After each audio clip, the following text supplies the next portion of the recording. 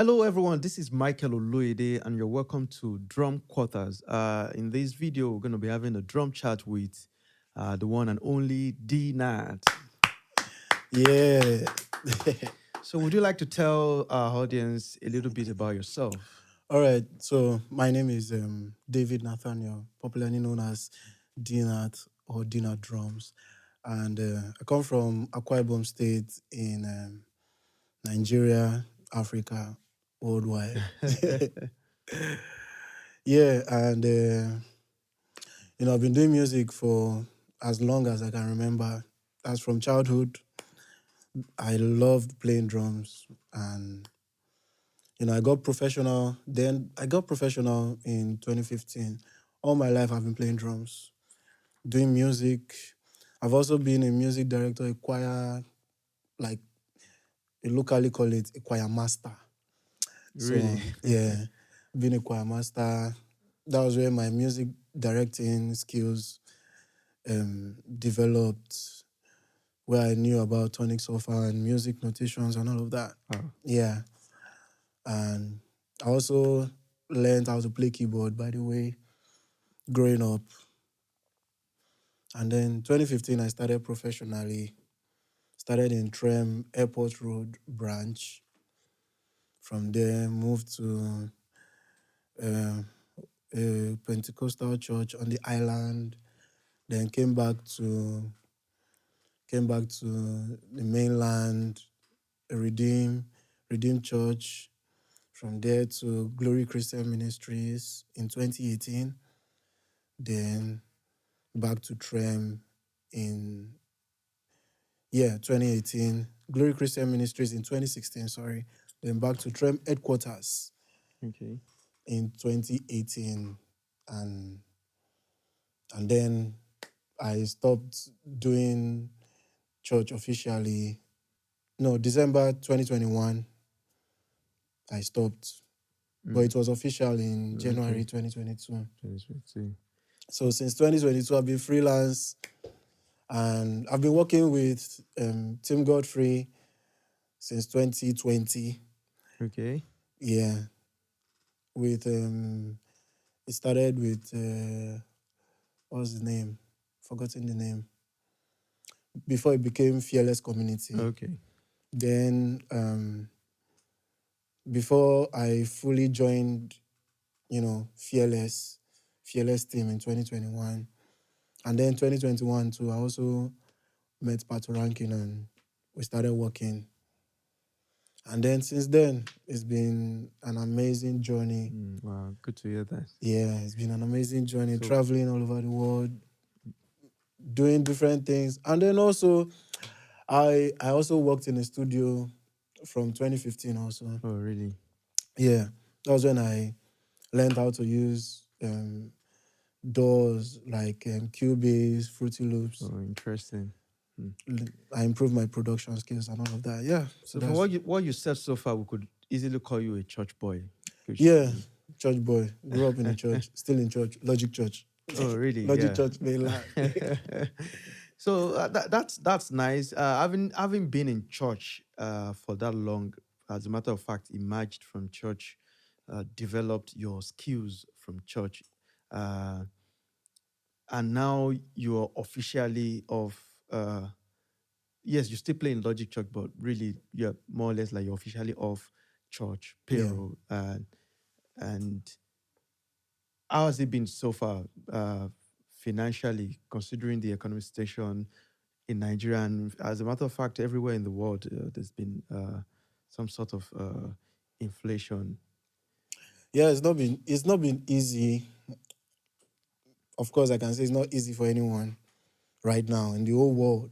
It's not easy, but I'm grateful to God for the wisdom He has given me and the gift. The Bible says the gift of a man will make way for him, and I can say it's my gift that God has given to me to be a blessing to the human world that is making way for me, because I'm basically freelance. I don't just play drums. Okay. I'm a studio recording drummer, so I record on people's songs. I do a lot of recordings. I do mixing and mastering too. Oh, I okay. also do production too. So these are my sources of income aside Playing just drums. playing drums or I get church. you. So, and then I work with a lot of people, different people. I get calls weekly, every month. So every week, every month, something comes in So you've been financially. busy. So it's out of being busy with other projects that kind of like made you make the decision to kind Yeah, of go off church spirit. So you have I have time for. access, freedom, flexibility over your time. Yes, Yeah. yes. Yeah. So, but from what you said so far, you're a drummer, but you own your skill as a music director in church. Uh, you also said you worked in a studio, and you got to learn how to use DAW, and you said mixing and mastering and all of that. Yeah. How important is it for drummers and musicians generally, but in our own case, drummers to have something else to do aside Playing drums. drumming? Because somebody will say, "Oh no, just face the drumming and be the best at it and forget every other thing." But here you are, you're an engineer, you're a music producer in your own right, and you're a session drummer, Yeah. and at the same time you still have find time to play for Fearless, Team Godfrey, and Patoranking and all of that. So how important is it for a drummer to have? Would you advise, or was it just a peculiar situation with you? Would you advise any drummer to have something else to do to do? Now that I've grown up, I realized that I have this so much love and passion for music, especially good music, music sounding good, and that's because of the wealth of knowledge of music that I've taken in. So I'm always like interested in how the music is being done, how it's being created. So Okay. that's what brought about my hunger for the studio side, the recording side, the production side, and yeah, it is very, very important. I would say it is very, very important for every drummer. Except you're just a drummer, then you're just a noisemaker. But if you're a musician, then you know that your mind is not just limited to just drums alone. So you have to have an idea of keyboard, you have to have an idea of chords, vocals, and yeah, tone, and every other thing. Because all of these things make up the music. Yeah, they do. They So do. it's very, very important. I always say it is very, very important. They And do. because that has given me leverage, like a big advantage, I can say. I can easily just like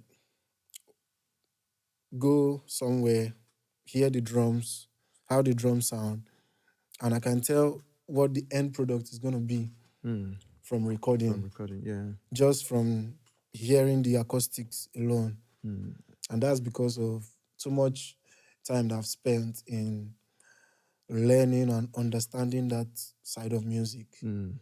So it always makes me pursue that excellence in sound, tone. I'm this drummer that likes my drum sounding great, like snare sound, smacking sound, the toms warm and bright. Yeah, so that's how I always look out for all of those things and how to achieve them everywhere I go. Very, very important, because my own take on this is, we could say a young drummer or any drummer could say, okay, I'm being employed in this organization. As the case is in Nigeria, most drummers are employed by Yeah. churches. So you could say, oh, I'm being employed to play the drums. I don't want to volunteer. They're not paying me for any other thing, but you'll be doing yourself a great disservice, because you never can tell when those skills that you pick up along the way would come in handy, you understand? And might even be the things paying your bills. Because really, if you look at the music industry in Nigeria, it in Lagos especially, it is Yeah. saturated. Almost every day, new drummers are coming up, Yeah. and you have limited numbers of artists. You understand? And Yeah, as a yeah. matter of fact, there's this trend. I don't know if you also noticed it, that a lot of the A-list artists in Nigeria, they are opting for foreign bands. Yeah, You understand? And it's throwing a lot of bands, cover bands, backup bands into unemployment, as it were. So yeah. really, learning something else on the side would actually be very beneficial for anyone. Even talking about A-list artists going for Foreign bands foreign bands and all of that, or foreign based African foreign bands. based bands, yeah. Anyhow you want to see it, and that's because most of the older musicians that could do these things, most Mm, of them have now relocated, yeah. and we are now left with the young drummers. And I'm lucky enough to have learned from a lot of them that have gone Mm, now. And I'm a self-taught, so I'm also lucky enough to be able to know where to get my information from mm, and how to, you know, develop myself. But a lot of people have not been able to understand that part. And ability to listen to details like what the artist needs, what the music needs. I hear some cover bands, I'm like, you're trying to get this gig, but you're not going to get it because you're not sounding like what the artist wants to hear. mm, You're not, you're not, you're not playing the music. mm, You are creating your own music from the artist music. music. So it's becoming the artist versus you, Yeah. the band. And it's not supposed to be so. It's supposed to be the band pushing the artist, giving the Artist. artist more value. Mm, Because live music gives, a studio recorded music, it gives it more life. yeah. It shouldn't take away from it. It It should shouldn't take away. enhance It and should make it enhance. It better. should it should make it better. It should make it sound bigger, Yeah. not different from the music. I remember when I just joined Patoranking and we were brainstorming and working on the arrangements for some songs. We did an arrangement, very good instrumentation, all of that, so skillful. Patoranking came, heard it, and was like, "This is nice, but I don't want you sounding different, or I don't want my music sounding different. I want the music to still stay the same. So find a way to make it, remove this one, remove this one, Mm, remove this one, keep this one, keep this one, keep this one." So that was where, because I started understanding, so this is how it should be done. This is how it should be done. And then listening to like the band behind Beyonce, Usher, and Burna Boy. Yeah, Burna Boy. And most of these artists that go on tour yeah. with almost the same band all the time, if you check, there's always something that's consistent. Mm, The music speaks louder yeah. Than than individuality. than your individuality. So Mm, I feel like that's the part that needs to be developed. If it yeah. is developed and the band like are able to push that artist Yeah. to sound bigger Better. Yeah. and better They on would opt stage, for then I think at that point there will be hope for Mm. Nigerian bands. Okay, in regard to this, what advice do you have for drummers, upcoming, established? Because really, this craft of ours, it's a continuous thing. It's a lifetime thing. The moment you stop learning, uh, then you stop growing. You understand? So, Yeah. what advice would you give drummers, and what do's and don'ts do you have for drummers in becoming better, in getting that gig they've been aspiring to get? So first thing I would say, drummers, be humble, and take every opportunity like it is gold, because you never can tell Mm, what might come out of it. There might be somebody sitting down in one little place that you are, just maybe that place they give you 1K or 2K. There might be somebody there that's worth millions watching mm, and seeing how composed or the music is. And you never can tell. Something great might just come out of that. mm, So being humble, enjoy yourself, play the music the way it should be, and then don't play the music just for yourself.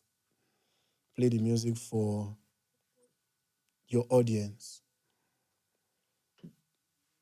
Yeah, playing the music for you, because that's what I do. I always like, if I'm playing and there's an audience, I always watch my audience. How are they responding to the music? Yeah. So if I see heads nodding, Mm-hmm. body moving, I know that Yeah, yes, you're I'm doing doing a a great good job. job. But if they are not moving and everybody is just like on their phone, That's I'm a really not bad one. I'm not satisfied. I will have to do something to get their attention and then find a way to get the music, very groovy and let them, enjoy the music. And then number two, I'll say to drummers, reduce your time on Instagram. Most of the things you see on Instagram, they are not as rosy.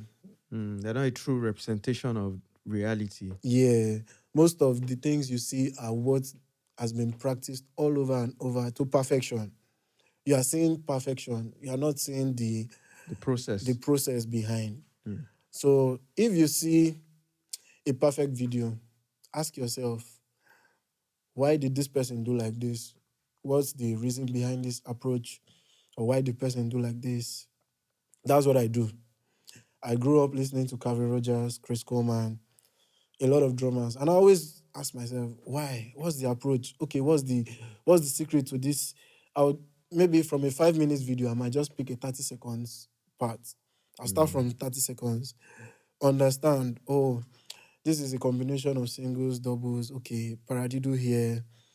Oh, the music, oh, why did he build at this point? Why did he break? Why did he choose to play chops here? I just ask myself these questions. And you cannot ask yourself all of these questions when you are seeing a lot of perfect videos. Yeah. You will get confused. So I always advise young drummers, listen to music. Take your time off Instagram and listen to music. I always advise listen to albums, especially gospel albums. They help. Growing up, I listened to a lot of Marvin Sapp. There are a lot of albums I can play from top to bottom. I can mention Isreal covered the album. I can play from the first song to the last song.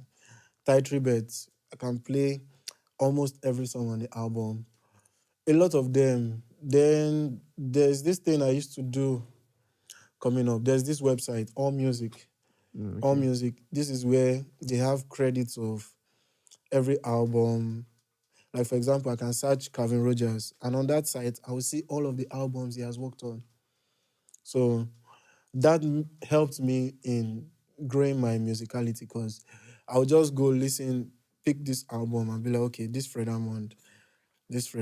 One of my favorite Fred Hammond is Free to Worship, the album 2006. I can play from the beginning to the end. All of the the approach, everything Calvin Rogers played. I can replicate everything. And that's and it has helped me a lot because I find it very easy to interpret almost any gospel song. It's very easy. People who work with me in recording, like I'll just basically like, okay, just play the song once, play it another time, okay. And it's easy. Even working up to getting the gig for Tim Godfrey, I've been following Tim Godfrey for a long time, scoring his music, and I noticed something that it is common. Some of the syncopations it does, they get it from either Kirk Franklin, Ty Tribbett, James Fortune, and all of it. So they are relatable. So this is something I've scored. So it makes it easy for me to score. It's a familiar terrain. Yeah, so it just makes it easy. And also it makes it easy for me to work with somebody like SMG, who's the brain behind the music.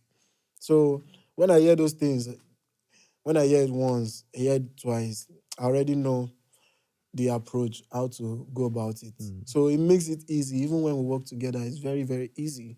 Yeah. So I would say that drummers should spend time in playing music. than developing chops. The chops will come along the way, even with the music, it will come. Yeah. And you can spend time. I'm not saying don't work on your chops. Spend time working on your chops, but let it sound musical. Let it imagine yourself in a musical situation, because the people that will pay the bills, that will pay you for your performance, are the ones listening to the music. Yeah. So they are not. If you, I'm sure if you put a drum show, only drummers will come. Definitely. But if you put a musical show with music artists, No. you will get the whole world. Yeah. So you want to pattern your chops, your licks, your strokes, everything to be very, very musical. And that's how I grow myself, because when I was practicing, I always asked myself, how can I make this thing musical? How can I make it musical? It must sound musical, it must sound musical, it must sound musical. Everything must sound musical. Every note, there's always something about it. Even I can play chops in this, very musical. So you just have to find a way. And if you want me to do more expression on this, I can. And in subsequent videos, I can break it down on how to, To approach make your chops or make your licks and all of those things very, very musical. musical. And how to approach music, even how to score songs, I can do that. I can help you. Awesome. Yeah.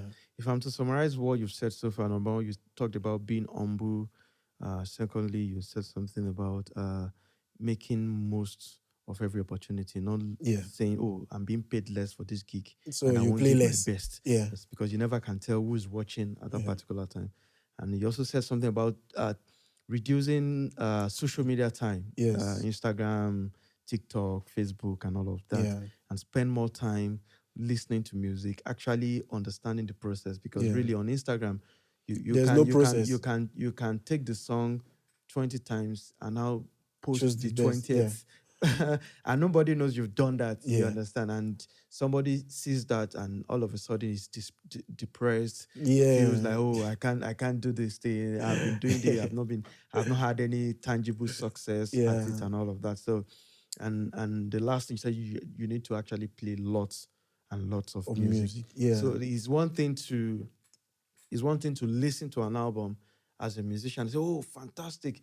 And it's another thing to be in the album. Yes, to actually lock yourself up Be and in practice yes. and learn everything in the album. You understand? And so really it's this a great, the last one actually is one of my favorite, because I realized that learning songs, learning to play what you hear, Yeah. it puts you, it's more like an examination. Yes. So you are playing groove, you are playing fills, you are playing to click track, you have to keep time, you are applying dynamics and all Yeah. of that, all in one song. All in one As song. against you practicing, oh, I'm working Just on chops technique, I'm working on and job. They're noise. isolated. Yeah. But when you are playing a song, it brings all of those into So context. it tests your musicality. It tests how you can. So for a professional musician, when they hear you apply your chops musically in some syncopations, and that's where the respect comes in. That's where you get a call for the next gig. And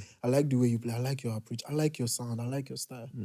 So you have to spend time, like, be in the music, be in the song, be in the in that song that you're listening to. Because it's not just about drums. There are vocals, there are keyboards, auxiliary keyboards, there are organ, there are bells. There are so many expressions, horns, there are horns, brass sessions, there's bass. So being able to interpret all of this together. And there's something that I realized, the more the accompaniment in the music, the lesser you play. Yeah. So when there are horns, there are so many things going on. so many things going on, it makes it easy.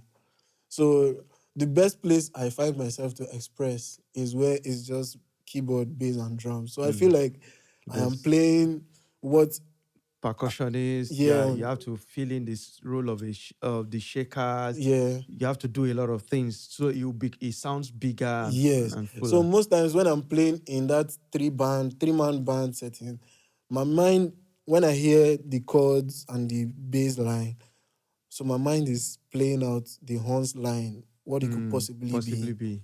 My mind is playing out the guitar line, what it could possibly be. So all of those things are playing. So, and now in this 2023, this age that we are, that we do multi-tracks and overdubs.